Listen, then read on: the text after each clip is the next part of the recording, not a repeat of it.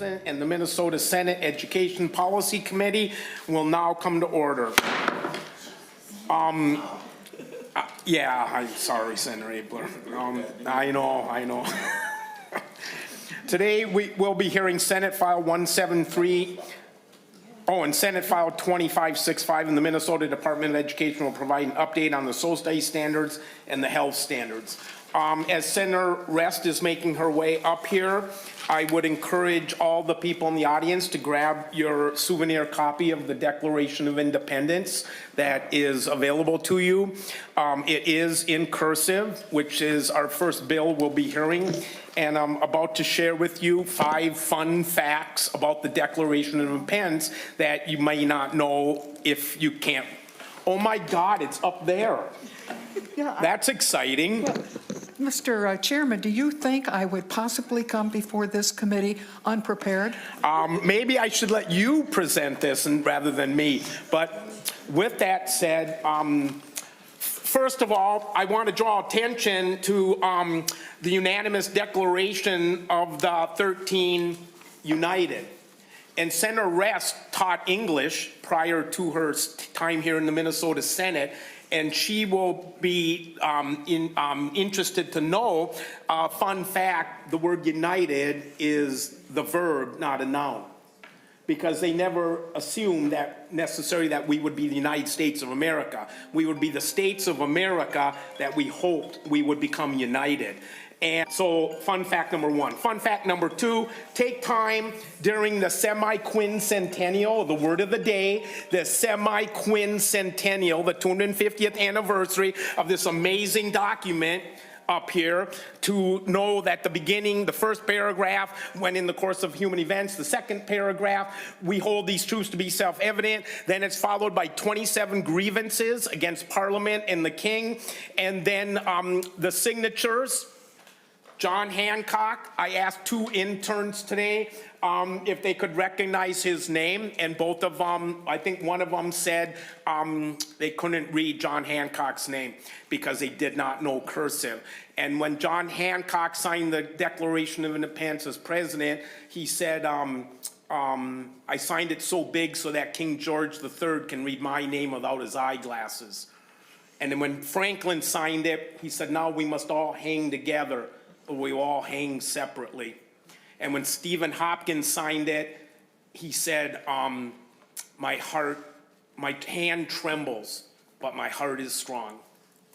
5 fun facts about a document that this year will be celebrating its 250th anniversary. I hope you take the time out of your busy lives to peruse it, to take time to understand it, and teach your children, grandchildren, family, and friends the importance of this document in our nation's history. So with that said, first we're hearing Senate File 173. Senator Rest, welcome to the committee.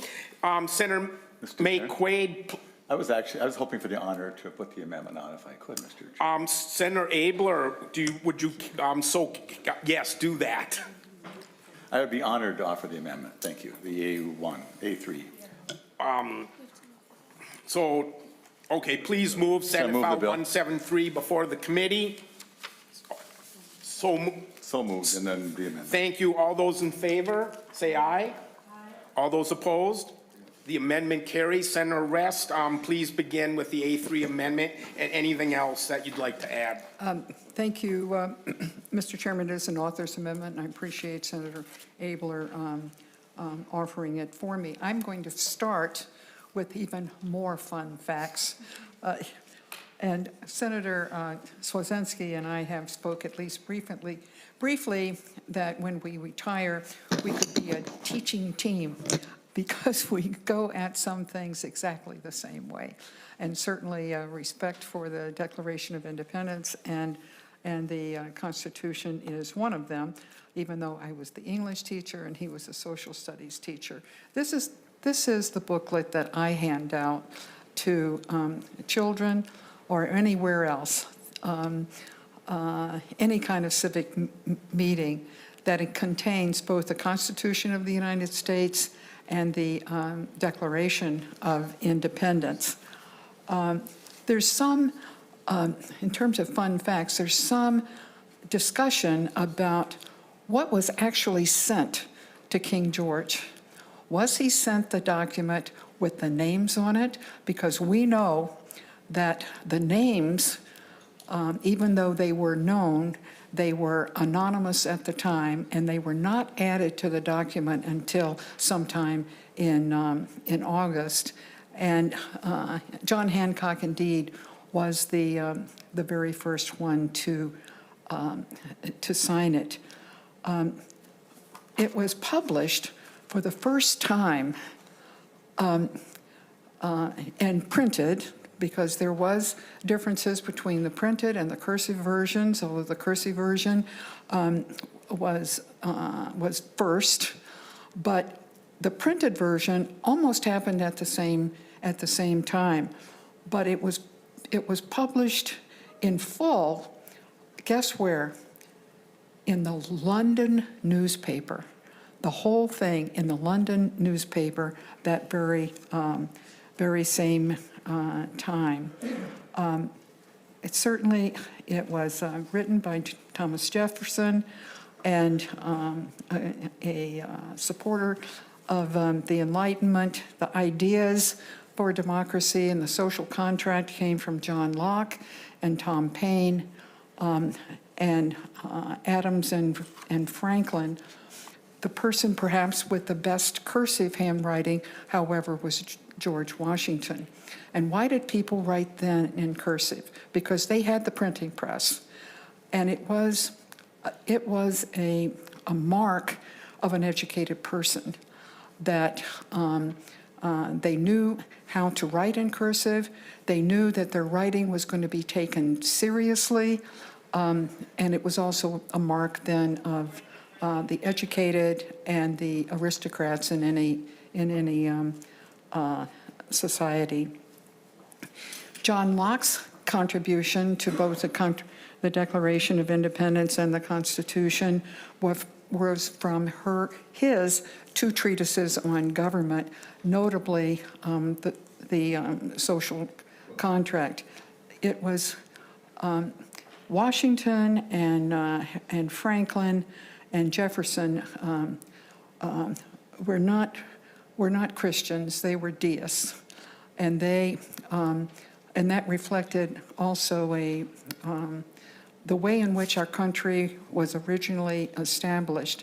John Adams, who also is a signer, influenced the documents with words that referred to our Creator, that Jefferson and Franklin did not think was necessary, but John Adams, coming out of the tradition of New England, insisted on them, and that, to my mind, that's why it becomes a more poetic document, quite frankly.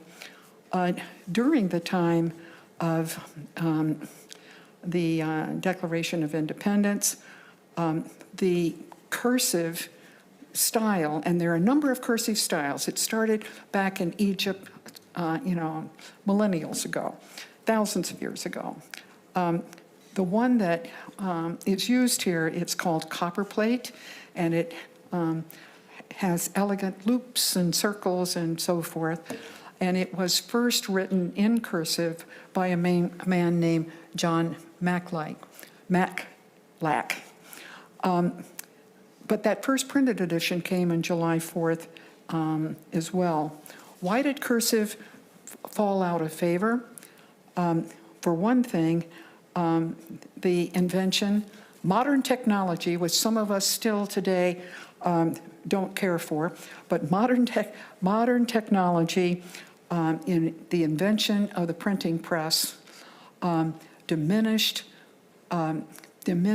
cursive as a means of everyday kind of communication by educated people. They too turned to the printed word, and a man named Dunlap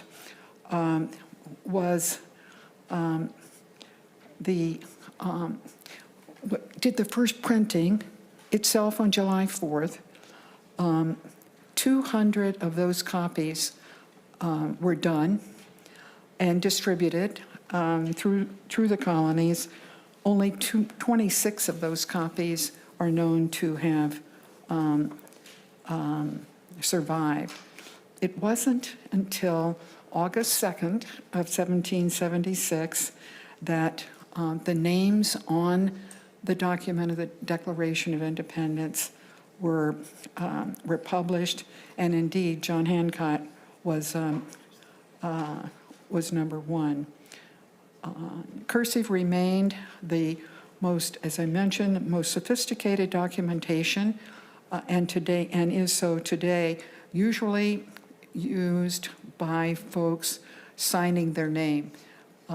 We now use electronic signatures, but most of those electronic signatures are also choose a cursive style rather than in a printed style. But cursive was more important in the education of children for decades because it taught hand-eye coordination, and certainly it's still taught to enhance the cognitive practice and of children with ADHD and with dyslexia. It is the most efficient way of writing with your hand because, as you know, if you ever studied it, all the letters are connected, and so it's easier to go like this than it is to go like that. It's faster. It's much faster. It's much faster to use. We had it up until, I believe it was 2010, don't have that date right in front of me, when there was backing away from the Common Core curriculum as we embraced typewriting, keyboarding, and so forth to be able to communicate. Typing is certainly faster, but it's not faster when you're using your hand. So cursive is efficient. It improves hand-eye coordination. It improves cognition, and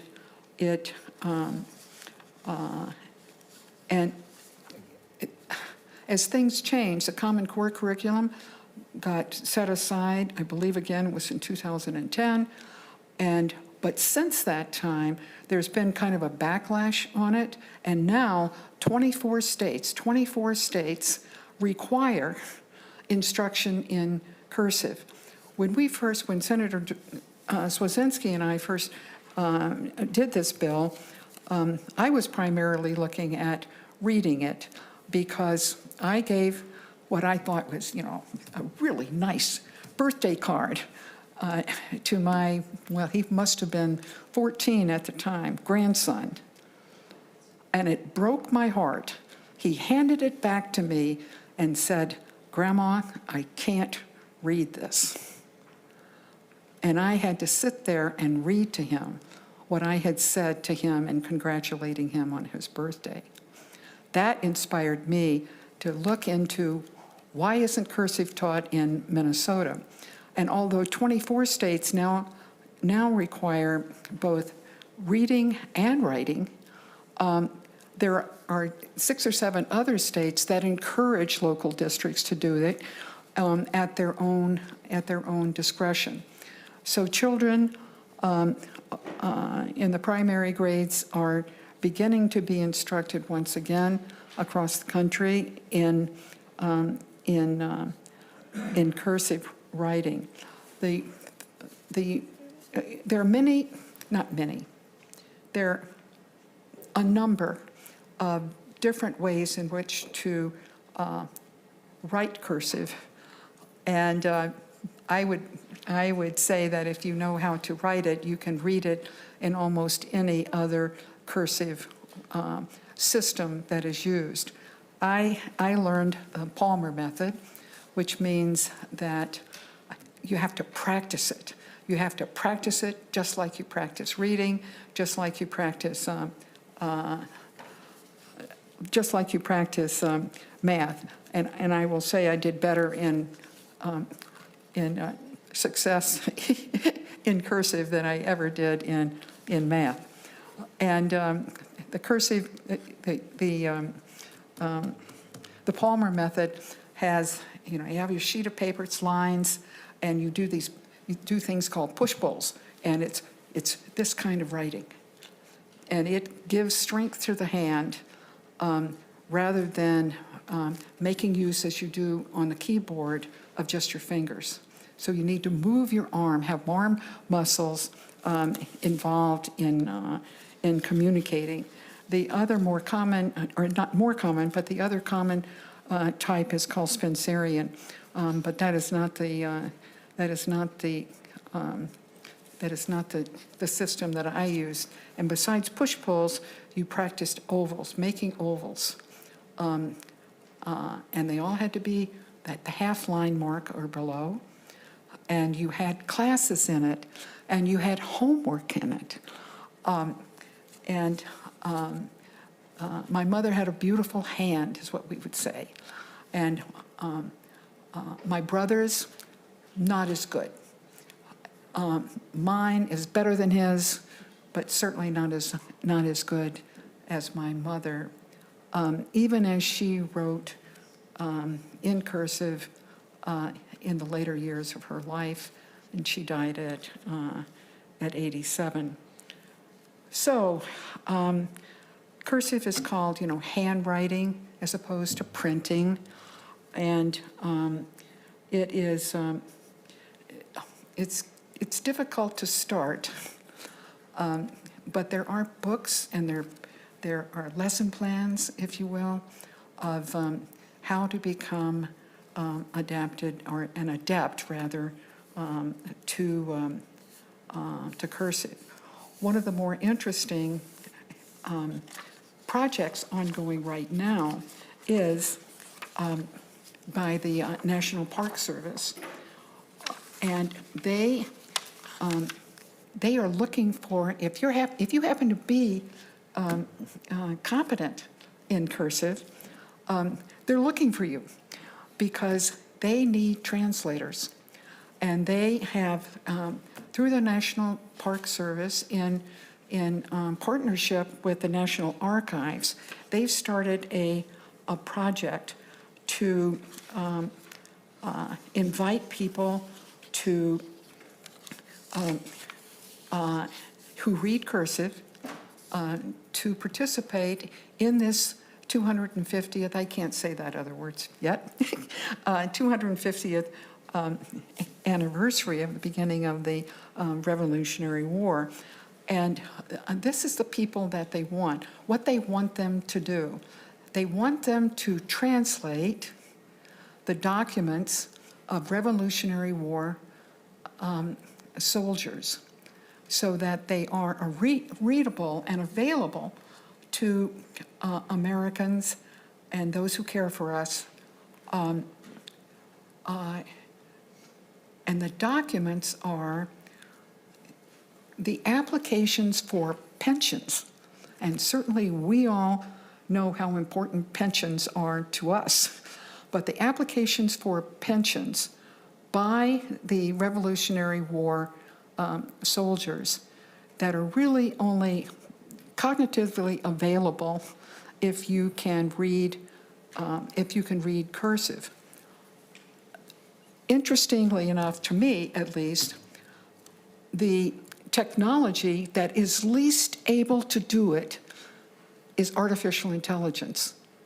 It cannot understand the variations that come in cursive writing to be able to translate those documents. So who do they have to depend on? People. People who can read it, in my mind then, superior to artificial intelligence, particularly of some of the older kinds. And we can participate that way in this wonderful year of celebration and honor. We did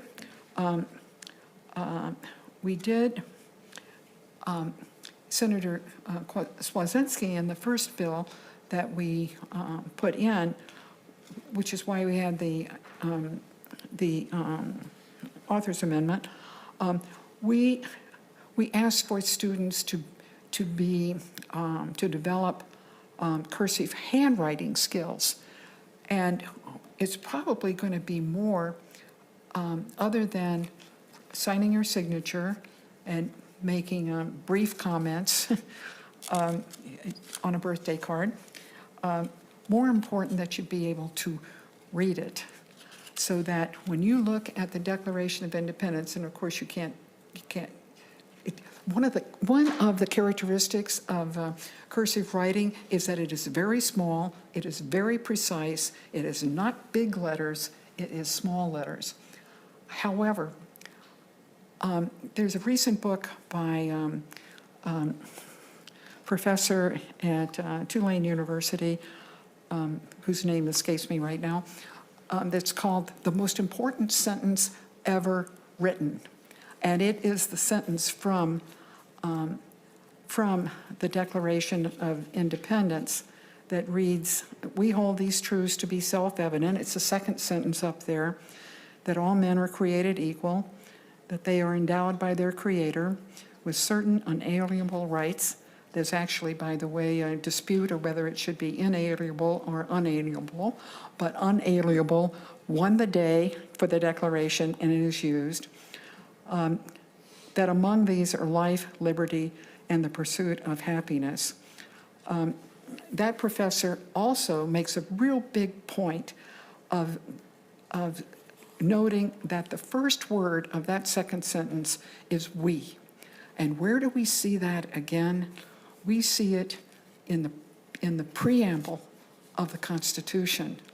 And he maintains that the most important word in both is the word "we." And it doesn't mean the signers, it means all of us. And I find myself learning things more and more about the Constitution and the Declaration, not on a daily basis, but certainly as we attempt to understand who we are as Americans, who they were as patriots. And so we, in making this amendment, expanded it beyond cursive handwriting skills, although that's where the flexibility and dexterity in your hands and the hand-eye movement coordination is most dramatic, but also that we should be able to read it in at least an elementary way.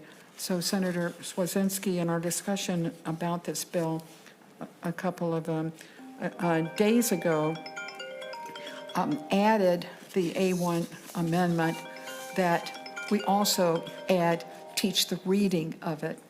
And then Senator Cwodzinski was interested now in the A1 amendment that it can come and be part of the review and the revision of the language arts academic standards, which I understand won't be taken up until 2030, but that's a long process, and that maybe cursive handwriting and cursive reading skills could at some point be added to that review, whether it becomes mandated or just suggested to school districts, whether there's funding for it, or whether a school district can decide for itself whether it's a worthwhile skill and an important cognitive skill for students to adopt. It did lose with Gen Z. A lot of Gen Z kids can't read it because they've only learned keyboarding. And after 2010, that's where the learning was. Was emphasized. So those teenagers can't read it, can't write it, and maybe some of you can't either unless you get to be an old woman like me. So, Mr. Chairman, that's my testimony, my storytelling to amplify your fun 5-packs up about the Declaration of Independence. A sincere thank you, Senator Rest. Questions, comments, members? Senator Coleman? Thank you, Mr. Chair. My first instinct, Senator Rest's brother is my constituent, is to defend my constituent's handwriting. I was saying that, Mr. Chairman, Senator Coleman, I was mentioning him because I know you know him. Yes, yes. But I also have a bill coming up in taxes, so I'll withhold my comments on who's the better penmanship. Senator Rest, thank you for, go ahead. I was going to say, my brother became enamored of the handwriting of a very famous baseball player.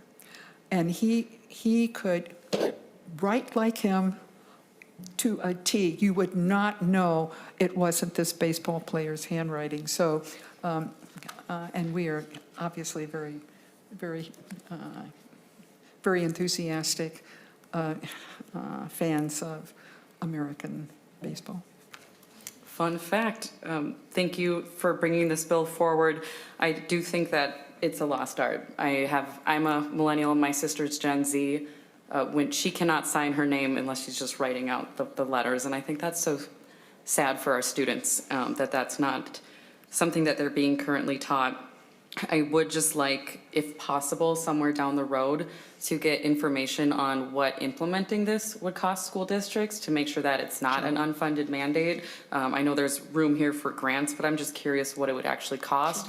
And then if they could tell us where they could fit it into the instructions without it taking away from, you know, the core curriculum that they're currently teaching. So just a couple questions as this keeps moving forward, but thank you for the idea.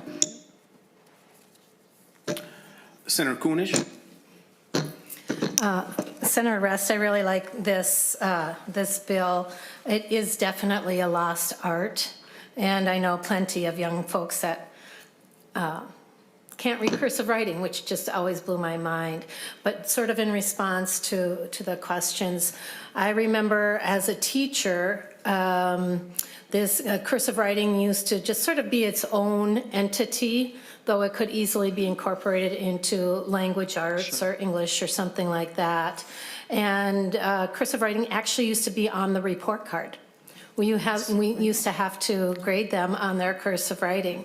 So, you know, within the last 30 years, that was still a thing. But I remember the perfect time to work on cursive writing, and even though it went away as a mandatory part of the curriculum, I remember after lunch coming in with my students, and these are 6th graders who were dying to learn cursive writing, mostly so they could create a really funky signature. But coming in after lunch, and usually I would do a read aloud, so I would be reading, and they would pull out their packets of cursive writing, you know, and these were, I just photographed them off the, you know, made copies off the copy machine. So if there was a cost, it would basically be making photocopies. I don't even know if they would need to buy pre-printed booklets. You know, there's all kinds of things. You can find those out in the stores even now. But that was kind of a magical time after lunch because they'd come in, they'd been fed, they'd been out for recess, and then we'd just like all calm our bodies down. And they could focus. They could focus, like you said, that eye-hand coordination. They could listen to the story. It could be, you know, however a teacher wanted to put it together. But it was kind of a magical time. And when I moved out of the classroom and into the media center, I kept packets of cursive writing packets in my media center. And I could never keep the stock in place. They went as fast as I put them out. And as soon as, you know, when holidays would come and we, you know, put things together for kids, one of the biggest requests was a cursive writing packet that they could take home. And so I think that while we oftentimes are very nostalgic about cursive writing, some of the gains are certainly worth it. And I really do think it would be a nominal cost Some might end up calling it an unfunded mandate, but I think it would be a very nominal cost to do that. And so I'm kind of excited about this. So thank you for bringing it forward. Mr. Chairman, we might first have to teach the teachers. I'm serious. I'm serious. There are Gen Z folks who are now teaching in the elementary grades as well as in high school and wherever.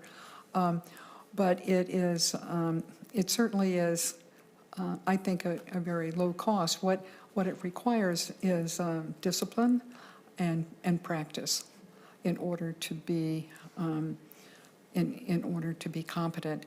And I too got grades in it, but it was called penmanship. But it assumed not only that you knew how to form the print letters, but that you learned how to form the letters that connected with one another, which of course is what cursive writing is. The letters are all connected, even the capital letters with the next letter, which is a small letter. I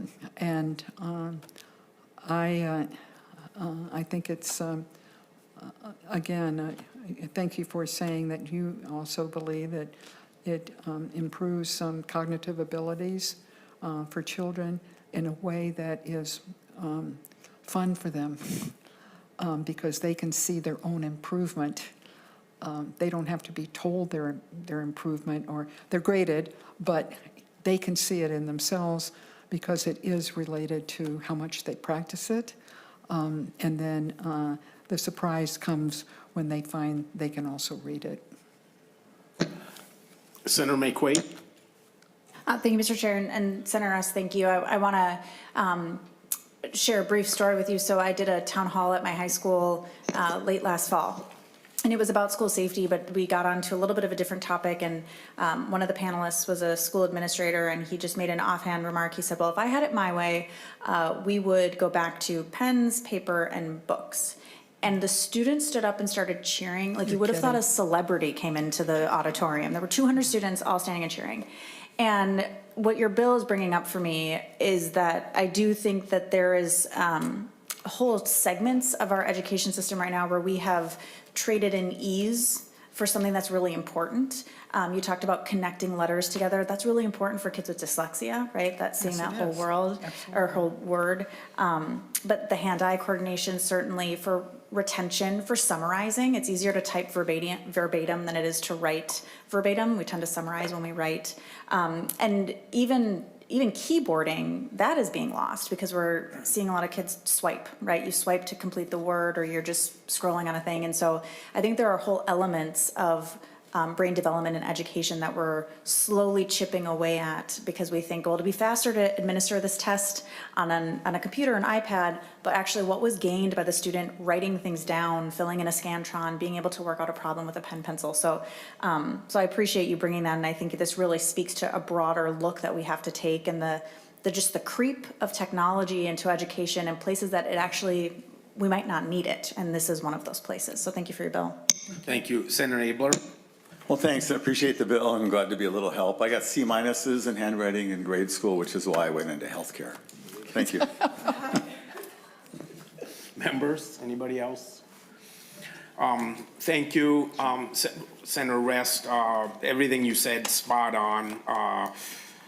And during this semi-quincentennial, like strike while the iron's hot, people are going to be wanting to be able to read this and the Constitution. And I just want to remind you of what you told the Teacher of the Year when you met her.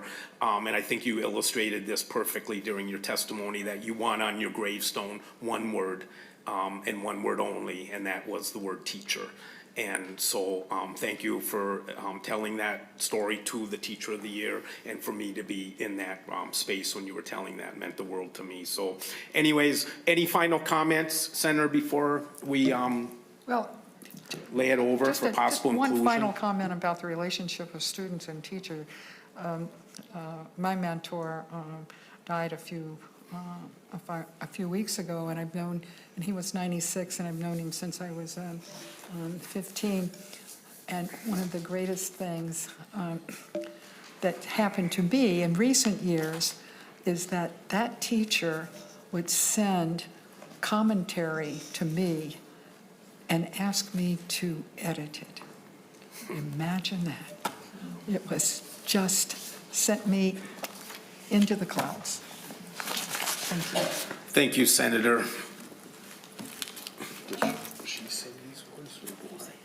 Okay, thank you, Senator. Senate File 173 as amended will be laid over for possible inclusion in the omnibus bill.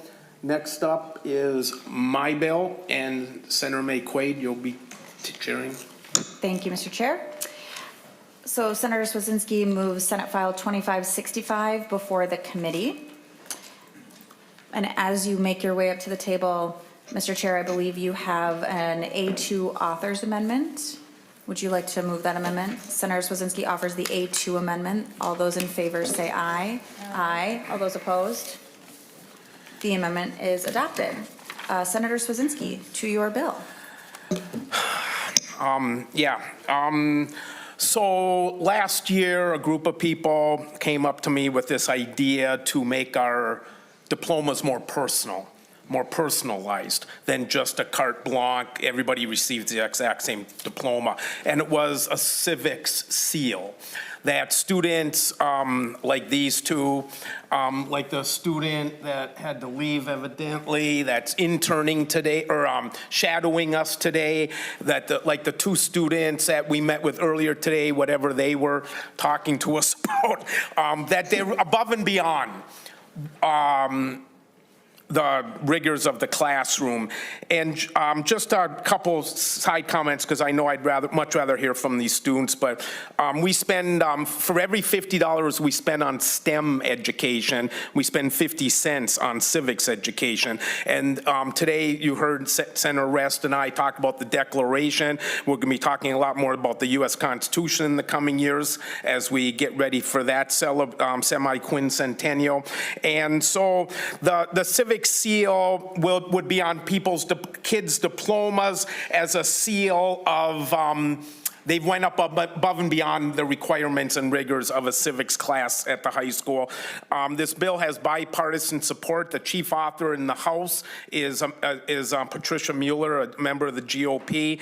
There's 4 authors of this bill in the Senate, 2 members, 2 Democrats, 2 Republicans. So it's a good bill. It's got bipartisan support. And as we keep hearing about the demise of our youth and that they're not stepping up, I think you're going to meet 2 people right now that certainly doesn't apply to. So with that said, thanks for hearing the bill. Thank you, Senator Cwodzinski. Emery Marks, you can introduce yourself for the record and you may begin your testimony. Chair and members of the committee, thank you. For the record, my name is Emery Marks and I am a junior at Wayzata High School. I was in 8th grade the first time I stood on the House floor. It was the first night of Youth in Government, and I remember looking around that chamber and realizing this is where it happens. Real decisions about schools, families, and communities are made in this very room. In that moment, civics stopped being something in a textbook. It became something real and something personal. I've heard the Senate chamber is much more impressive, so I'm looking forward to finding out for myself. But here's what I've learned since that day. Not every student in Minnesota gets that moment. Whether you get a meaningful civic education in Minnesota depends on what district you're in, which classroom you land in, and what resources happen to be available. That's not good enough. Not for a state that believes in equal opportunity for every student. That's why the Minnesota Civic Seal matters. It creates a clear statewide pathway for students to engage in civic learning, participation, and service. And it recognizes that engagement with the seal on their diploma. Recognition is powerful. When students see that civic engagement is valued at the state level, they step forward, they ask questions, they show up. New research from Circle at Tufts University and Protect Democracy surveyed over 1,200 young Americans and found something that challenges a lot of assumptions. A young person's race, gender, geography, or party affiliation doesn't predict how they feel about democracy. What does predict it is the real opportunities to build civic skills, things like understanding how to evaluate the news they consume, believing their voice actually matters in the political process, and having access to civic learning in their schools and communities. Without those opportunities, young people disengage. The study found that nearly a third of Gen Z youth feel what researchers call dismissive detachment from democracy, and that detachment is directly linked to low civic skills and a lack of access to civic learning. The report's core recommendation is exactly what the Civic Seal delivers. Invest in civic access and support for all young people, because when they don't feel prepared to participate, they stop valuing the system altogether. But here's what gives me hope. When students do get that access, they strengthen their communities. They volunteer, they lead, they solve problems alongside their neighbors. The Civic Seal is how we close the gap between students who already have access to programs like Youth in Government and those who don't. I want to tell you how we got here because this process matters.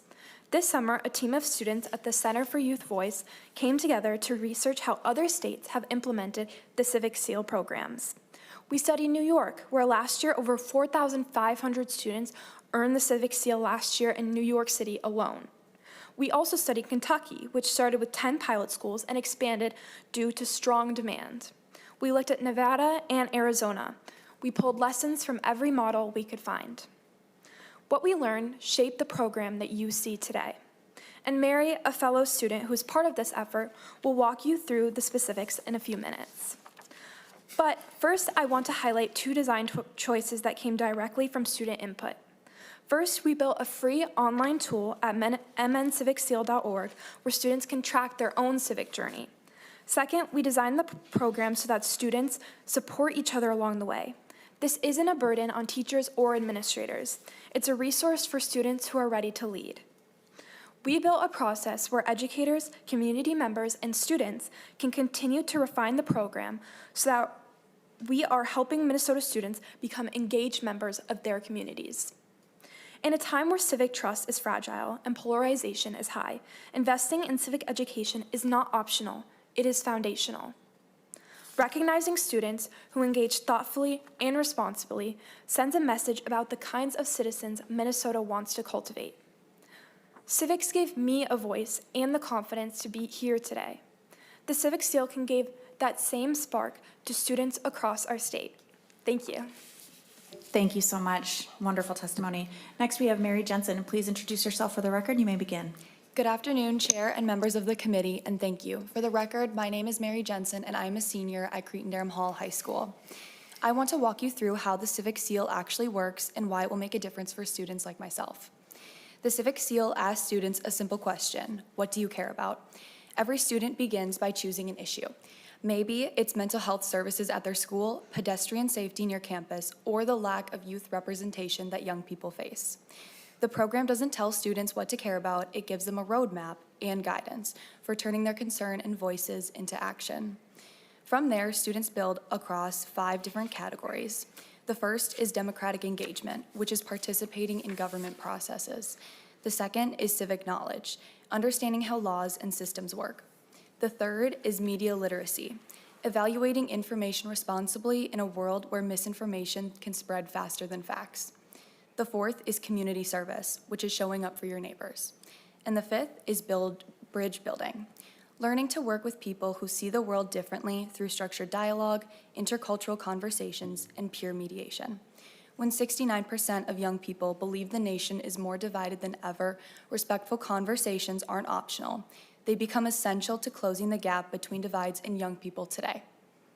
Furthermore, students need at least one activity in each category and 200 total points.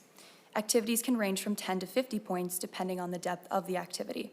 For example, attending a government meeting is 15 points. Organizing a candidate forum is 40.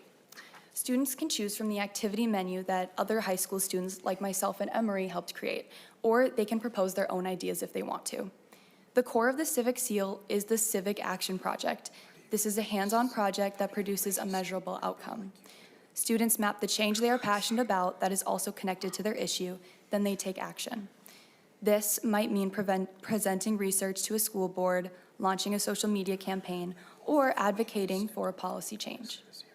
Then they create a short video reflecting on their journey of what they researched, what actions they took, how they handled opposing perspectives, and whether they were pursuing voice, influence, or both. But why will this have a positive impact? Well, first, it starts with what students already care about. Research confirms that when civic education begins with student identity and interests, students develop stronger and more lasting civic competencies. Second, students who complete the Civic Seal will have practiced research, public speaking, coalition building, project management, and working across all different skills that colleges, employers, and communities all need right now. Third, it creates equity. Right now, like Emery said, whether you get an engaging civic education in Minnesota can be a matter of luck. The Civic Seal creates a consistent pathway that I want to emphasize any student in any school across Minnesota can access. Getting a Civic Seal is optional. It's student-driven, and we've also built an online tool at mncivicseal.org so students can track their own progress and support each other. Only 2 in 5 young people feel prepared for civic participation. This statistic does not need to be permanent, and it should not be. The Civic Seal is how we change that. We're asking you to give Minnesota students the structure, the recognition, and the opportunity to become the engaged citizens our democracy needs for the future. Thank you for your time. Thank you so much for your testimonies. I do have one question before you leave the testifying table. Can either of you write and/or read in cursive? Do you want to go first? I can. I cannot write or read in cursive. In my school, at my elementary school, it was implemented in 3rd grade that we learn it, and by 6th grade, I had pretty much forgotten. So I can write it, but I cannot read it. Thank you so much. Yeah. It seems we have one more testifier, Aquila Roberson. Can we maybe just bring a chair up to the table so we can keep our student testifiers up there as well? If you can. Thank you. Ms. Roberson, feel free to introduce yourself for the committee and start whenever you're seated and have yourself settled. Okay, she has a seat. That's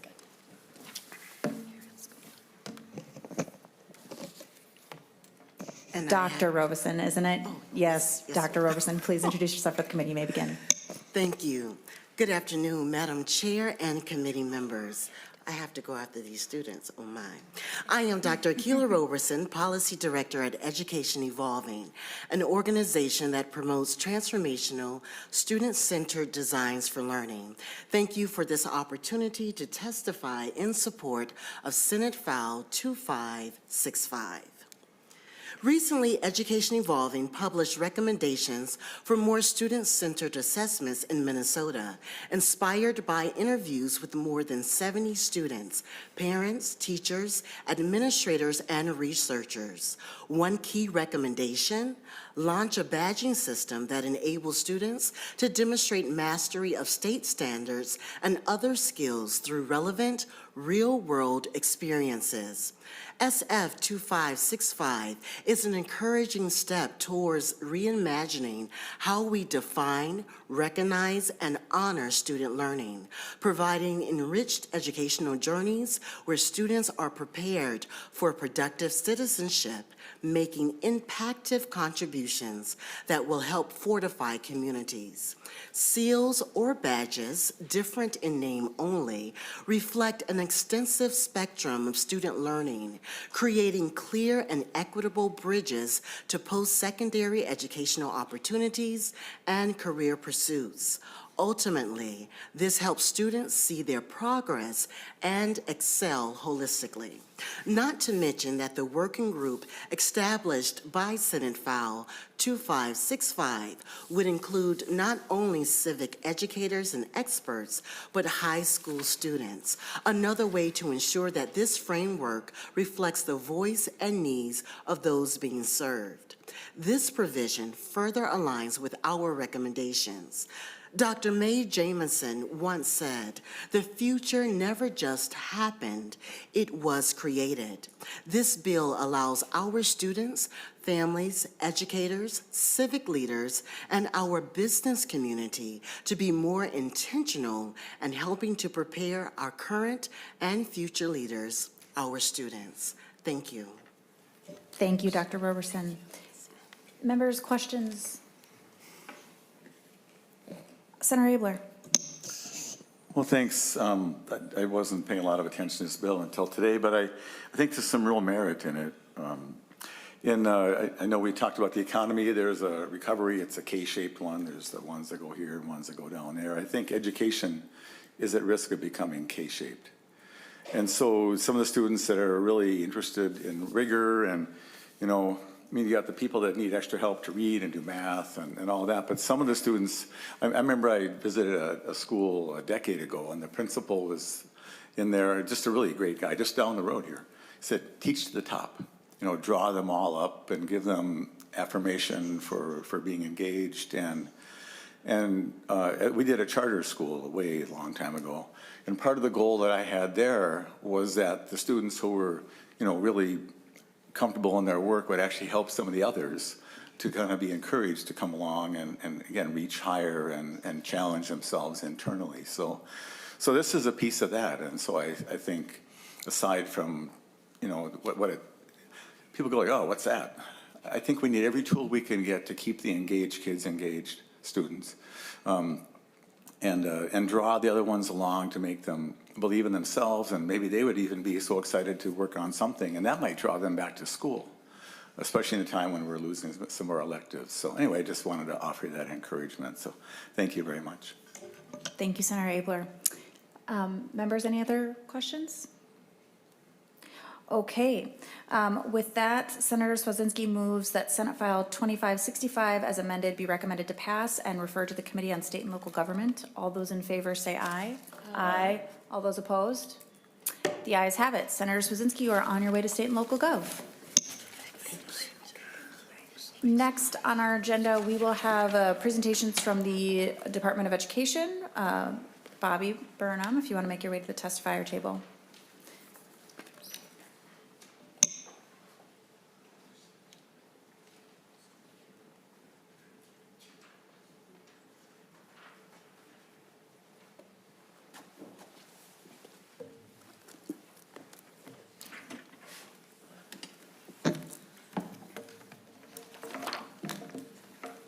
And whenever you're ready.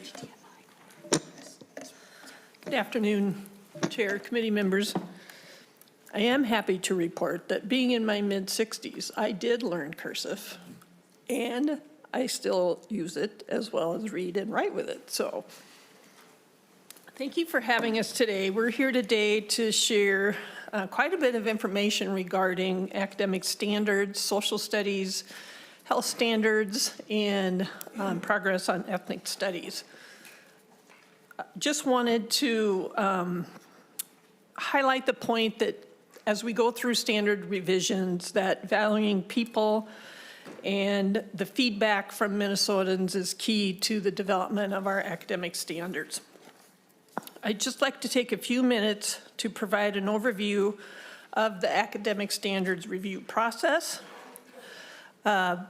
Just to remind you, academic standards must be clear, concise, objective, measurable, and grade level appropriate, not require specific teaching methodology or curriculum, and be consistent with the constitutions of the United States and states of Minnesota. So therefore, the commissioner and the standards shall not prescribe the delivery system, the classroom assessments, the form of instruction that school sites must use. The legal requirements of academic standards, detailing how health standards satisfy the legislative requirements of all standards to be clear, concise, objective, measurable, and grade level. We include here definitions, that they must be accessible, standards must be objective and measurable, and the importance of vertical alignment allows districts, schools, and teachers to plan learning progression more thoughtfully and allows families to follow student learning more clearly. The commissioner must also examine the alignment of each required academic standard and related benchmark with the knowledge and skills students need for college and career readiness and advanced work in a particular subject area. They also must include contributions of the Minnesota American Indian tribes and communities, including the urban indigenous communities.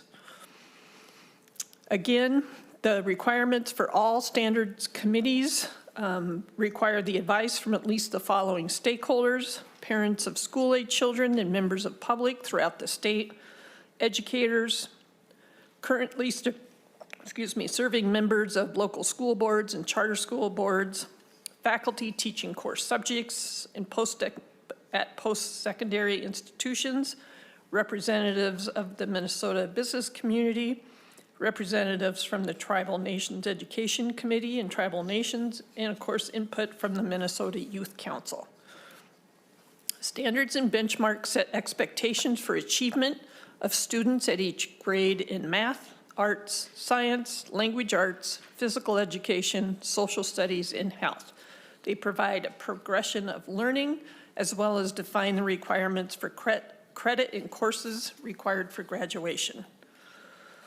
This is the component of the college and career and community readiness framework. These are components included in all academic standards, including the contributions of American tribes, embedded technology and information literacy standards, as well as the integration of the ethnic studies work. I'll now go into an overview of the health standards. Health standards, the legislature is committed to establishing rigorous academic standards for the Minnesota public school students in subject areas detailed on this slide. And to that end, the commissioners shall adopt in rule statewide academic standards. And the proposed standards fulfill legislative requirements established in statutes in 2024, ensuring that all Minnesota students receive a well-rounded education that includes statewide health education standards. In addition to partnering with the Minnesota Department of Health and Department of Human Services, we also had participation from the Office of Campus Management, Minnesota Management and Budget, and the Department of Public Safety, who contribute to the development and consultation of the health standards. The required content of the health standards includes cardiopulmonary resuscitation and automatic external defibrillator education that allows districts to provide instruction to students in grades 7 through 12, vaping awareness and prevention education that allows districts to provide instruction in grades 6 through 8, cannabis use and substance use education that allows districts to provide instruction to students in grades 6 through 12, sexually transmitted infection and diseases education, and mental health education for students in grades 4 through 12. That includes prevention of suicide or self-harm and mental health components of the national education standards. Other possible health-related subject areas include child sexual abuse prevention, violence prevention, character development, safe and supportive schools, and other expectations, such as nutrition. All of these possible health-related subjects are included in the current proposed health standards. The cannabis management legislation, the Commissioner of Education, in consultation with our partners at Health and Human Services, local district and school health education specialists, and other qualified experts, shall identify one or more model programs that may be used to educate middle school students and high school students on the health effects on children and adolescents of cannabis use and substance use, including but not limited to the use of fentanyl or mixtures containing fentanyl, consistent with the local standards as required. This list was compiled by a contractor and reviewed by the Standards Committee in the spring of 2025. The required cannabis and fentanyl information is covered by the proposed health standards. However, the implementation of that information starts in the upcoming school year, and proposed implementation of the standards in 28-29. Once the standards are fully implemented, this statute will be fulfilled through the health standards implementation. Similar to cannabis, MDE has released guidance around implementation in the areas of mental health. However, implementation of that information starts in the coming school year. and proposed implementation of the standards in the 28-29 school year. And again, once the standards are fully implemented, the statute will be fulfilled through the health standards implementation. These next two slides provide a timeline of the tasks completed in the development of the health standards. You will see there, the working group requested public feedback 3 times throughout this process. MDE put out for public comment in the December and January, and the Court of Administrative Hearings had additional public feedback in February and April of '25, and again, MDE in March and April. Writing draft 3 of the proposed academic standards for health prioritized many levels of feedback that represent a comprehensive refinement based on national expert reviews and extensive educator feedback. The revisions focused on ensuring developmental and age appropriateness, reducing redundancy, strengthening alignment with national frameworks, and evaluating the rigor and coherence of the benchmarks to better support instruction and students' health literacy. Again, the standards review process, local and national review, they were to identify and compare current standards locally and nationally, including in other states, countries, and national reports of significance, and utilize initial public survey around current implementation. Draft 1, college and career readiness statement and anchor standards, and the public review comment period was online. And that was in February, March of '22. Draft 2, the public review comment period, again online with targeted feedback from stakeholder groups. The 3rd version submitted to the commissioners of MDE, MDH, and DHS for rulemaking. Rulemaking process, including public feedback opportunities, including the hearing, which we expect the date to be set very soon. Through the rulemaking process, we have a statement of needs and reasonableness. Based on the most recent research in how students learn health, the proposed standards are designed to build essential health skills coordinated with content, and will help districts streamline the required implementation of at least 10 separate health and education-related statutes, as well as utilize anchor standards across K-12, allowing for clear vertical progression of content and skills. This approach is consistent with other content areas. It will also intentionally integrate the essential health skills standards, such as analyzing influences, accessing reliable information, communicating effectively, making decisions, setting goals, applying healthy practices, and promoting well-being, which equips students with transferable skills that extend far beyond the health classroom. Next slide just is another overview of the academic standard definitions for benchmarks and anchor standards. And this visual provides how the Minnesota health standards are broken into standard 1, which is foundational health knowledge, and then the health-related skill standards are 2 through 8, which will provide a skill-based health education. The goal of health education is to equip students with the knowledge, skills, and attitudes they need to make informed decisions about their health and well-being, adopt healthy behaviors that support physical, mental, emotional, and social health, build resilience and self-efficacy in managing personal and community health challenges, and become health literate individuals who contribute positively to their families, schools, and communities.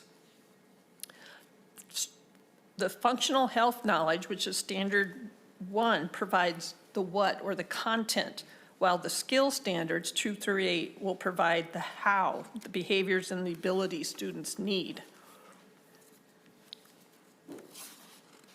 The next slide is an example of how the standards will be displayed. To ensure developmental continuity, standards are organized by individual grades, K through 5, and by grade bands 6 through 8 and 9 through 12. Benchmarks within each grade or grade band specify age-appropriate expectations for functional health knowledge and skills supporting the systematic development of health competencies across a student's K through 12 experience. The cross-disciplinary health context focus on learning and applying functional health knowledge. Each anchor standard in each grade level starts with a set of benchmarks that outline the what. The symbols in this chart as well, you'll see, I don't really know the name of these, but we also, in each of the benchmarks, identify where it meets the contributions of Minnesota tribal context, the ethnic studies context, and the technology and information literacy context. For the health standards, you'll see that in grade level benchmarks, the number of benchmarks in each grade level, and for the grade bands 6 through 8 and 9 through 12. The benchmark organization is through strands, and for standard 1, the strands include food and nutrition, K through 12, human growth and development, K5, and human growth and development and sexual health, 6-12, mental and emotional health, K12, personal health and wellness, K12, personal safety and violence prevention, K12, and substance use awareness and prevention in 6-12. This concludes our section on the health standards, and now we will move into social studies. Commissioner, thank you. We have questions about the health standards before we move on to social studies? Or is that Sure. okay?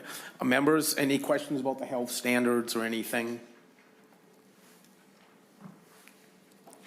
Okay, go ahead. Thank you. Thank you, Chair. Social studies implementation. The 2021 social studies standards represent a shift in how the content may be taught.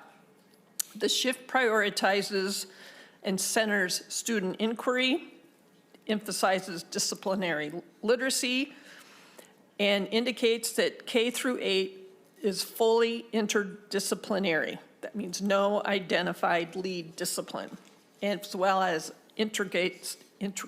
adds ethnic studies strand. To support those shifts in social studies standards, all implementation support and professional development focuses on being content rich, how the curriculum is developed, engaging learners, having difficult, challenging conversations, is culturally responsive, requires critical thinking and classroom strategies. To accomplish the necessary professional development statewide, MDE is partnered with several organizations for social studies implementation across all strands. You can see by this list of statewide partnerships, there are conferences and a core partnership with the Minnesota Humanities Center. For example, I believe last week or the week after, the Minnesota Council for Social Studies had their annual conference, and in those presentations at the conference included a presentation by the Minnesota Council on Economic Education for the personal finance strand of the social studies standards, as well as a presentation by Tom Berg with the Civic Set Stick organization, and to focus on the civics piece of the social studies standards. Additional monthly opportunities to support educators' standards implementation and inquiry-based learning is the Social Studies Curriculum Leader Network. You can see by this slide that The purpose is to build district and school level capacity to implement the standards with coherence and consistency. It meets monthly. It is a multi-year focus, and so far we have reached 70 school districts through 4 service cooperatives, 20 charters and networks and private schools, as well as 8 social studies organizations and pre-service programs. The social studies graduation requirement for civics. To meet this requirement, the 11th or 12th grade course must center and prioritize the citizenship and government standards and benchmarks. All other standards from other disciplines that are incorporated into this course must support and enhance the citizen and government standard and benchmark. Course requirement is effective beginning with the students entering 9th grade in the 24-25 school year to coincide with the intended implementation date of the 2021 academic standards in the 26-27 school year. Again, just a reminder that the K-8 standards are interdisciplinary. There are no identified lead disciplines in the K-8 standards and benchmarks. Benchmarks for each grade level across all 5 disciplines center on a theme and are meant to be taught in the context of that year's themes. The grade level specific themes shifted from the 2011 standards. For example, in kindergarten, we have family and community as a theme. 1st grade, community and culture. 2nd grade, people and the environment. 3rd grade shifted from foundations of social studies to the current ancient world. 4th grade shifted from geography of North America to contemporary world. 5th grade shifted from history of North America to the current early American studies. And 6th grade, it remained Minnesota studies. 7th grade remained United States studies, and 8th grade remained global studies. For high school implementation, the 24-25 school year, each strand was a focus of the Leader Network, ethnic studies grants to support districts and charters in development, evaluation, and implementation of the ethnic studies coursework, in collaboration with the Minnesota Humanities Center and the Minneapolis Democracy Center. There is a We the People event. And then again, the Minnesota Council on Social Studies Education, the theme of cultivating civic spaces. The next slide is just another example of one of our partnerships, this one particularly to the Minnesota Humanities Center, which supports the implementation of our social studies standards. And a slide on personal finance. During, as you know, the 2023 legislative session, a graduation requirement for personal finance was passed into law. The law requires that all Minnesota high school students, beginning with the class entering 9th grade in 24, take a course for personal credit finance in order to graduate. And there is a link to the guidance for personal finance on our website. I will now go into ethnic studies. This slide provides the definition of ethnic studies that is in statute. We have an ethnic studies course requirement. The credit equivalency may fulfill a social studies, language arts, math, or science credit if the course meets the applicable state academic standards in the subject for which students are being granted credit. It may also fulfill an elective credit if the course meets applicable local standards or other local requirements. The ethnic studies work began in the spring of 24 through the convening of the ethnic studies working group, which worked through that spring into fall, drafted ethnic studies grant program alongside the MDE grant team. The round 1 grants are currently being implemented, and we use the round 1 grantees to really pilot the set of guidance documents that were developed and received very valuable feedback and made those changes for the second round of grantees. And you can see where we are currently in this timeline, and the ethnic studies grant application approved for posting in '26. I believe those are already in to be reviewed. And the main focus of this work in the past several months to a year has been to align the resources that were developed to the academic standards in social studies. And you can see on this slide the ethnic studies course development for grades 5 through 12, the community-centered knowledge grant. This is the round 2 grant. And the background here is to offer high school ethnic studies courses, provide ethnic studies instruction in elementary and middle schools, and ensure K-12 ethnic studies instruction meets the academic standards in social studies. All proposed grant projects must be aligned to the Minnesota definition of ethnic studies.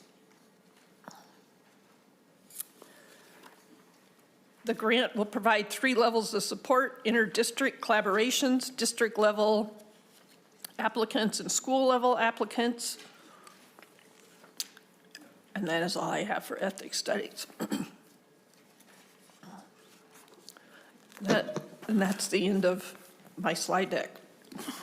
Thank you, Commissioner. Mr. Uni, do you have anything to add before I call on members? Okay. Senator Duckworth? Thank you, Mr. Chair. I appreciate it. Just a couple of questions and comments, if that's okay. My questions relate to, I don't know if it's slide or page 36 of the presentation, the one that has the heading, Navigating the U.S. History Eras. I'm wondering if you could help us understand, in terms of the 9 defined eras in Minnesota academic standards and social studies, who came up with those eras, or how was that process completed to develop what those eras would be in terms of how they're taught to our students and what they're called and labeled? It's okay if you don't know the answer. You just happen to be up here, so that's why I'm asking you. Mr. Chair, Senator, I don't have the answer, but I'd be happy to go, discuss it with my staff and see what the conversation was like with the committee who developed those recommendations. Thank you, if I may. So do either you or Mr. Uni know what any of the 9 historical eras are, or what they're labeled in terms of what they're going to be taught to our kids? Again, it's okay if you don't. I'm just curious because we're referencing it here in the slides, so. Yeah, Mr. Chair, for the record, Ado Shuni, Director of Government Relations at the Department of Education. Senator Duckworth, thank you for being so charitable, where we may not know the answers to everything. We're going to note down every single question for these detailed ones and get back to the committee with the information. I think we'd have to go back to the expert staff and the Academic Standards Division to be able to pull those from you, but we can certainly take these back and get right back to you. If I may, Mr. Chair. Senator, can I just ask where on this slide you're referencing so I can follow a little bit better? Sure. The third blue bar says ERA series and helping fill the gap. And that first bullet talks about a monthly deep dive into one of the 9 defined eras in the Minnesota Academic Standards and Social Studies. Thank you, Senator Duckworth. Yeah. I was looking for the number 9 and I. Oh, yeah, gotcha. I mean, the number 9, not Sure. the word. So thank you for that. It's my pleasure. Continue. Thank you. The reason I ask is, and I'll save you some work, I did do a little bit of Googling, and I found MDE's document titled Overview of U.S. History Eras in High School Standards. It's been a great hearing so far. We started out with the Declaration of Independence. We talked about civic engagement of our students, and I would assume that a lot of that has to do with the pride we have in the United States of America in general, what it stands for, and how we got to where we are today to include those founding documents. And the comments I share briefly aren't meant to be partisan. I'm not sharing them as a Republican. I'm sharing them as somebody who has served our country for over 20 years and the father of 4 kids who attend public schools in Minnesota and a product of Minnesota public schools myself. I searched that document quickly regarding the 9 U.S. history eras, and the word democracy is not found in that 10-page document once. And so what's interesting to me is we spent a good portion of today's hearing talking about the importance of cursive writing, the founding documents, the ability of our students to read these documents, what they stand for. We talked about civic engagement, a special seal for people's diplomas, how important citizenship is, and understanding everything that comes with being an American. And when I read that document, and I looked at what this document classifies as the 9 historical eras to be taught to our kids in public schools, it left a lot to be desired. The word liberty is also not anywhere in that 10-page document. The word self-government, representative government, constitutional government doesn't exist in that document. I understand it's not an exhaustive document, but man, would I suggest that whoever came up with that document, whoever the committee was, reevaluate it and ensure that proper emphasis is placed on ideas, principles, and values that absolutely are a part of this country's DNA and should be a part of the curriculum or the standards we're teaching to our kids in our public schools. That's all I've got, Mr. Chair. Thank you. Mr. Chair. Thank you, Senator Duckworth. That is very valuable feedback, and I will definitely take that back to the team and look at that document again. Thank you, Senator Duckworth. Senator Coleman? Thank you, Mr. Chair. As you're making a list of information and feedback to get back to members later, I would respectfully request a list of changes that were made after public hearings or feedback sessions. I did sit in on a number of these for the social studies standards and would hear parents flood these hearings and did not see that reflected in the changes afterwards. So I want to make sure this isn't a performative exercise. If we could get a list of changes that were made after public feedback. Thank you, Mr. Chair. Thank you, Senator. Members, anybody else?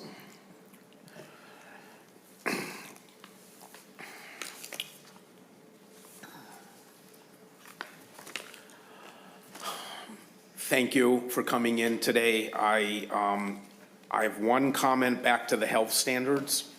When I talk to students, they say that by 10th grade, it's too late. They have already, what the curriculum is in 10th grade, they needed to know that when they were in 7th grade and 8th grade. Is that somehow in this process being addressed, that there's certain information that we old people just think that at 15 and 16 they're ready, but from the student's point of view, it seems like they're telling me they needed to be taught things like, you know, things they should recognize in the society they live in earlier than 10th grade. Just curious. Thank you. Mr. Chair, thank you.